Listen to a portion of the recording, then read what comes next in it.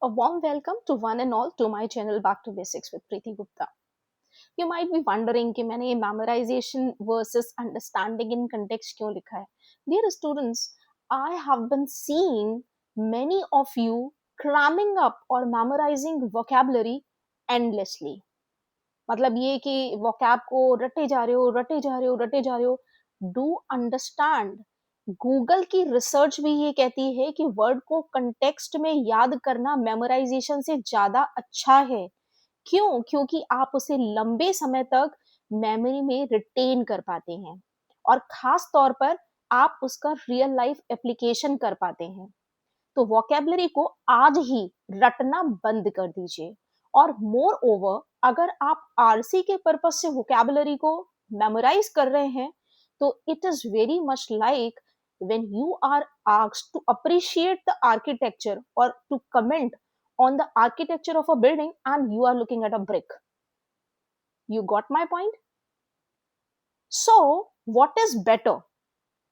80 to 90% rule को follow करना better है.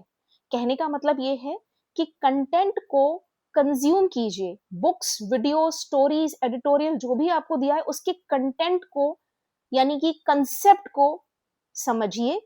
जब आपको 80 to 90% वो मटेरियल समझ में आ जाएगा तो वोकैब उसकी क्लियर हो जाएगी और जो रिमेनिंग 10 to 20% वोकैब है जो आपको नहीं आती है उसको याद करना ज्यादा आसान हो जाएगा. ठीक है, तो please focus on contextual learning.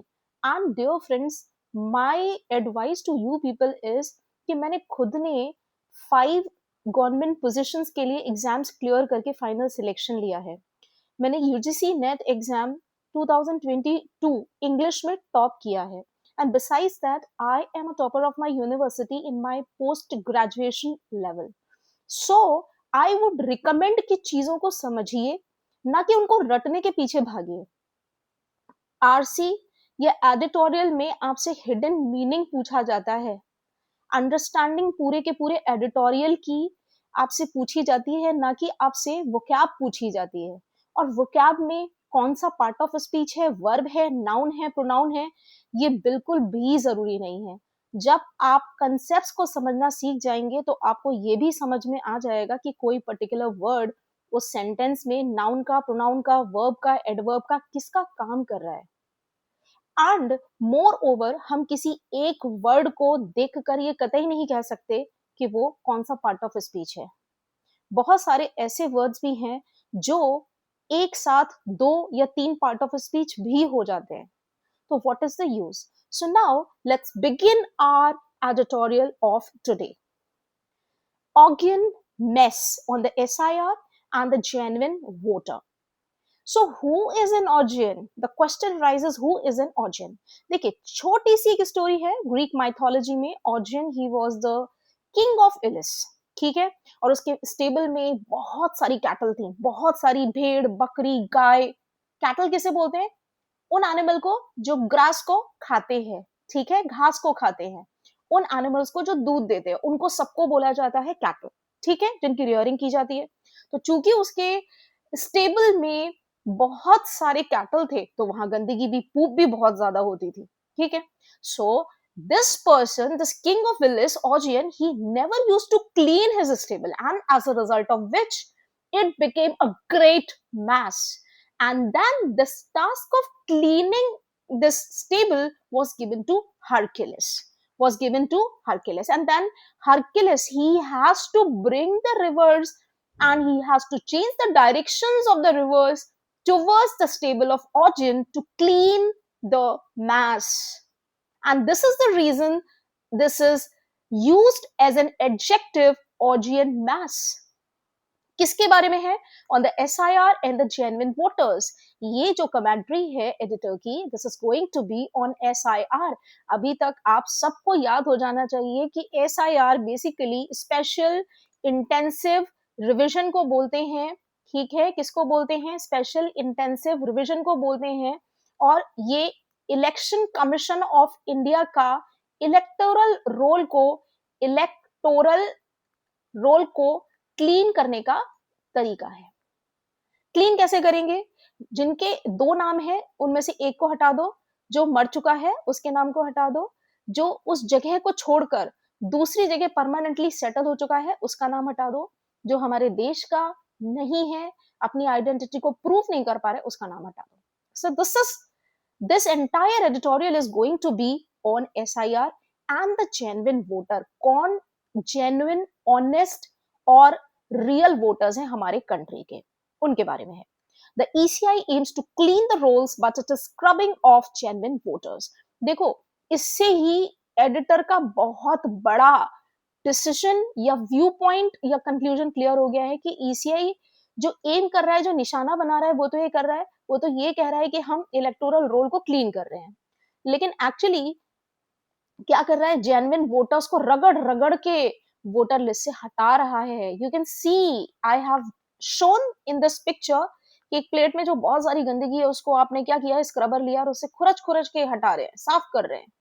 ठीक है, क्लियर हो गया कि ईसीआई जो उसका उद्देश्य है वो तो इलेक्टोरल रोल को, वोटर लिस्ट को साफ करना है, लेकिन वो एक्चुअली जेन्युइन वोटर्स को उसमें से रगड़ रगड़ कर हटा रहा है. With the Election Commission of India, ECI is a special intensive revision process in its claims and correction phase. It is prudent to ask yet again whether the entire process to clean the electoral rolls has become a dragnet affecting genuine electors across 12 states. अब ये बोल रहे हैं election commission का special intensive revision का जो process है उसको लेकर दावे और करेक्शन का चरण जारी है, और इस समय ये दोबारा पूछना प्रूडेंट, जुडिशियस हो जाता है, अकलमंदी की बात हो जाती है ये पूछना कि क्या ये जो पूरा का पूरा प्रोसेस है इलेक्टोरल रोल को, वोटर लिस्ट को क्लीन करने का, वो एक ड्रैगनेट हो गया है. ड्रैगनेट मींस एलिजिबल वोटर्स को हैरेस करो, उनको सर्च करो जो एलिजिबल वोटर्स हैं और उनको हटा दो. ठीक है, not ineligible, we are talking of eligible voters, genuine voters. तो यहां ही clear cut criticism, suspicion editor का क्लियर कट हो गया है कि प्रोसेस तो ये है, इलेक्टोरल रोल को हम क्लीन कर रहे हैं और इसलिए हम दावे किस जगह से आने, भाई जिसका नाम आपने वोटर लिस्ट से हटा दिया है उसको आपने एक वेरिफिकेशन फॉर्म भेजा है कि हाँ, वेरीफाई करने के लिए कि भैया हाँ हम एक जेन्युइन वोटर है, इसमें सारी डिटेल्स भर भर के आप भेजो. उसके बाद इलेक्टोरल रोल 2002 के जो डेटाबेस है उसमें जाके चेक करेगी कि वाकई ये वोटर है कि नहीं है, जेन्युइन है कि नहीं है. ठीक है, तो ये तो हो गया वोटर्स का दावा और करेक्शन. अगर सही है दावे तो वोटर लिस्ट में नाम चढ़ा दिया जाएगा. ये जो प्रोसेस है इसको रिलेटेड दोबारा से एक क्वेश्चन एडिटर कर रहे हैं कि बिल्कुल जुडिशिया से पूछा जाना कि वास्तव में जो इलेक्टोरल रोल को क्लीन करने का प्रोसेस है क्या वो ड्रैगनेट नहीं बन गया है, जानबूझ के जो एलिजिबल वोटर्स हैं उनको हटाया जा रहा है. ठीक है, जेन्युइन वोटर्स हैं उनको हटाया जा रहा है. कहां पर?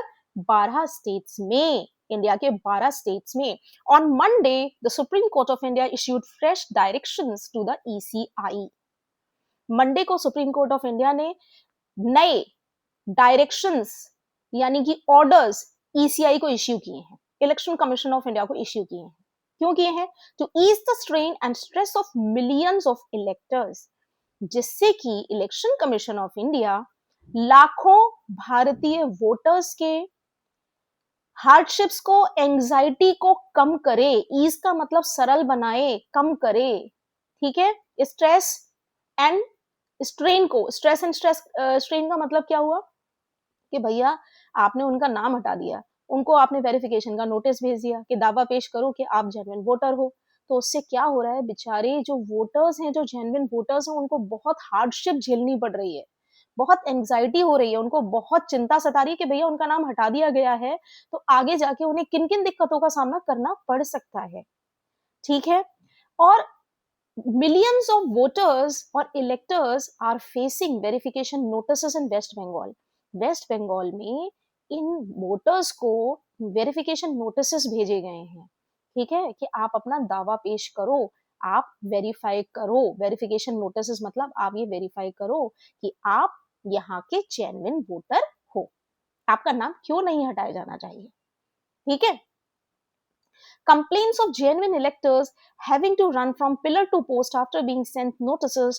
ये कह रहे हैं कि जो genuine voters हैं उनकी शिकायतें जिनको कि एक जगह से दूसरी जगह भागना पड़ रहा है, एक ऑफिस से दूसरी जगह बेचारे भागे जा रहे हैं, कहीं आधार के ऑफिस भाग रहे हैं, फिर then election commission of India भाग रहे हैं। कंफ्यूजन का स्टेट है कि उनका जो नाम है वोटर लिस्ट में चढ़ेगा भी कि नहीं चढ़ेगा, आगे जाके क्या होगा। उनको जिनको भी नोटिस भेजे गए हैं वो बेचारे जेन्युइन वोटर्स शिकायतें कर रहे हैं कि उन्हें एक जगह से दूसरी जगह भागना पड़ रहा है। Many are flawed due to the errors in the 2002 list used by the ECI for mapping or due to glitches in ad hoc software. अब ये बोल रहे हैं कि जिन जिन लोगों को वेरिफिकेशन नोटिस भेजे गए हैं ECI द्वारा, उनमें उनमें उनकी जो मैपिंग की थी ECI ने वो 2002 की वोटर लिस्ट से की थी। मैपिंग का मतलब होता है जोड़ना। 2002 और 2026 में SIR हो रही है। SIR स्पेशल इंटेंसिव रिवीजन है, इलेक्टोरल रोल को साफ करने का काम है। तो बेसिकली 2002 की वोटर लिस्ट में अगर ए का नाम था तो 2026 में ए के नाम को जोड़ा जाना इज मैपिंग। ठीक है, उसको मैप कर देना कि हाँ ये भाई वही वोटर है, ए ही है ये। ठीक, तो ये कह रहे हैं इनमें से बहुत सारे लोग जो हैं वोटर्स हैं उनके साथ दिक्कतें आई हैं क्योंकि 2002 की लिस्ट में कुछ कमियां थी। ECI उनके साथ मैप करने की कोशिश कर रही है। और किस वजह से आई है, और दूसरी जो आई हैं वो due to the glitches in ad hoc software. Glitches का मतलब होता है कोई टेक्निकल कमी होना, कोई प्रॉब्लम होना, कोई स्नैग होना। किसमें?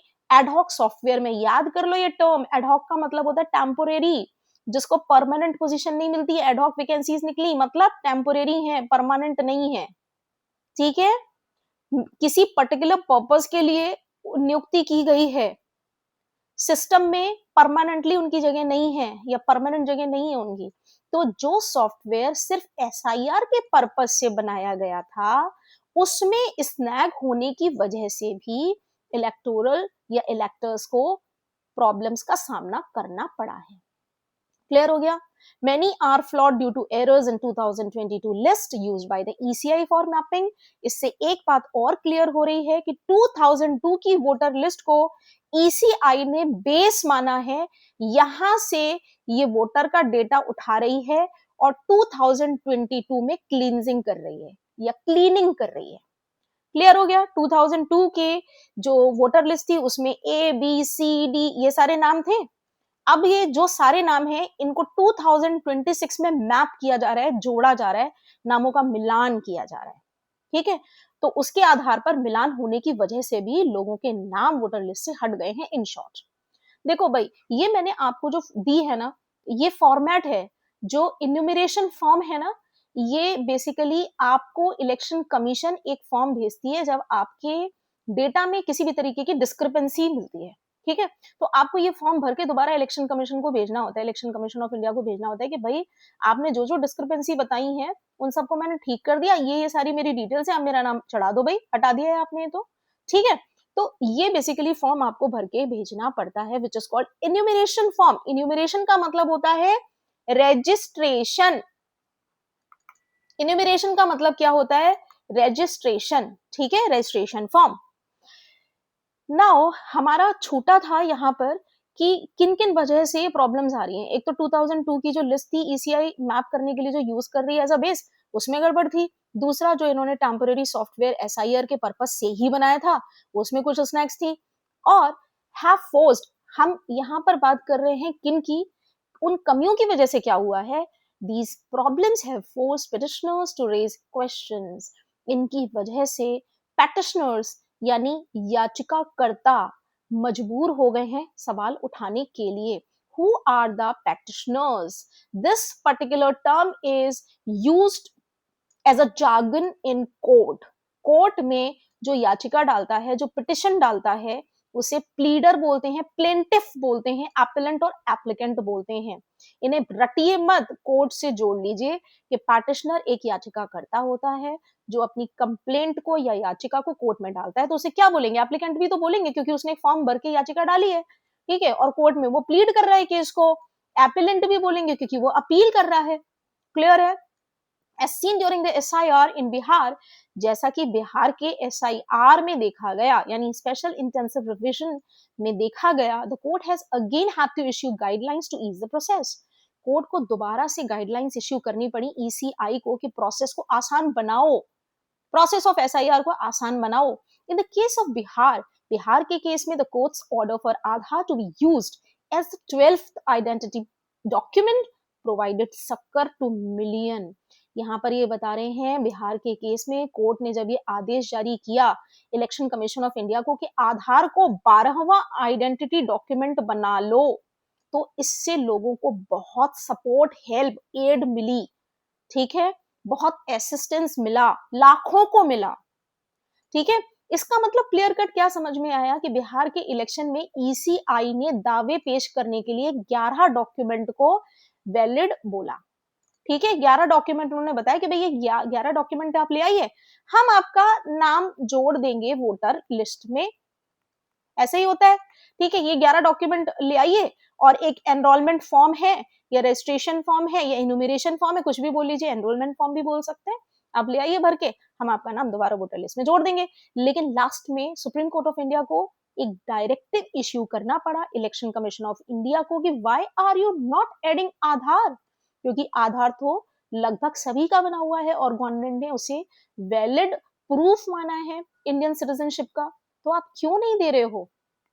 ठीक है, इस पर बहुत लंबी डिबेट भी हो चुकी है कि सिटीजनशिप का प्रूफ है या नहीं है. इलेक्शन कमीशन ने यही कहा था कि सिटीजनशिप का प्रूफ नहीं है. लोगों ने अपने आधार चेक करे कि वास्तव में कहीं लिखा हुआ है क्या. ठीक है, तो जब ये ऑर्डर इश्यू हुआ तो उससे लाखों लोगों को हेल्प मिली. किस चीज में, क्योंकि वो अब आधार लेकर जा सकते थे और ईसीआई को कह के अपने नाम को वोटर लिस्ट में ऐड करा सकते थे. क्लियर हो गया. Yet the final electorate number showed an egregious anomaly.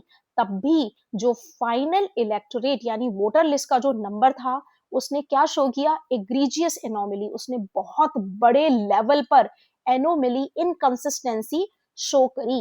Gross, egregious का मतलब यहां पर क्या है, ग्रॉस लेवल पर, बहुत बड़े लेवल पर, massive anomaly, inconsistency, abnormality, irregularity show करी. वर्ड्स को रटिए मत. Anomaly is a brand which is issued और which is established by Priyanka Chopra.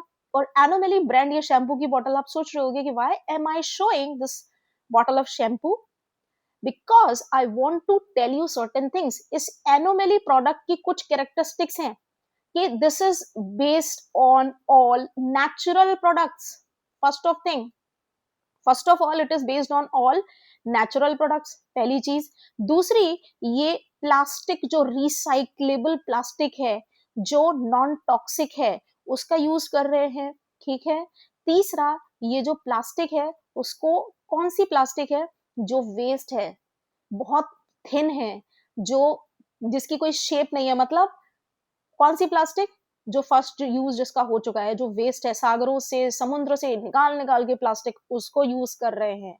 Recyclable है. रिसाइक्लेबल मतलब उसे दोबारा आप यूज के लायक बना लो. क्लियर हो गया. तो एग्रीजियस मतलब ग्रॉस लेवल पर, मास लेवल पर, बहुत बड़े लेवल पर.